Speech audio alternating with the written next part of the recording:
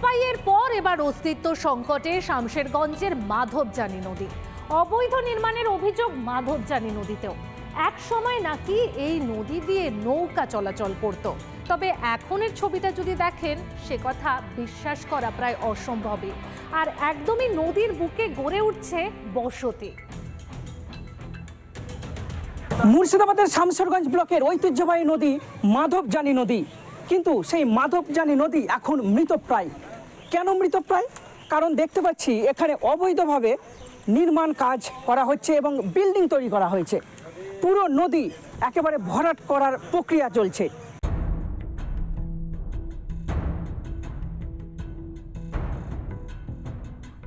শামশেরগঞ্জবাসীর প্রিয় মাধবজানি নদীতে চলতো নৌকো।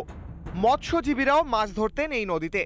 বর্তমানে আবর্জনায় ভরেছে নদী, বুঝিয়ে ফেলা হয়েছে মাধবজানির একাংশ। অসুবিধায় এলাকাবাসী। প্রচণ্ড অসুবিধা এইসব নদীর কারণে। দেখেন আমাদের এত গ্যাঞ্জাম হয়েছে, হচ্ছে কোনো একটা পানির কোনো সুবিধা পাই না, পাট জাগ ধোয়া হ্যান ধোয়া, আর পর্যন্ত বাড়ি এত অসুবিধাতে আমরা বাস করছি এই এলাকাতে। কি করে বলবো আমি। বুঝিয়ে দেওয়া হয়েছে নদীর একাংশ, বেহাল এলাকার নিকাশি ব্যবস্থা।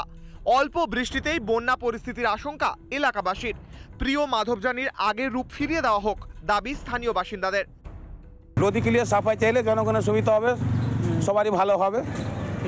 আর এসবগুলা সুবিধা না করলে তো ভালো হবে না, আর নিজে দেখলে তো হবে না, জনগণ সবারই ভালো দেখতে হবে।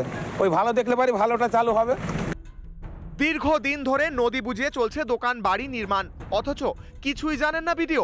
অভিযোগ এলে তবেই পরিদর্শনে যাবেন বলে জানান বিডিও। যদি তেমন কিছু হয়ে থাকে তাহলে নিশ্চয়ই ওনারা বিএলআরও দপ্তরে জানাবেন। আমাদের কাছে যদি স্পেসিফিক কিছু খবর আসে নিশ্চয়ই দেখব। এই মাধবজানির নদীর গতিপথ রুদ্ধ হয়ে গেছে।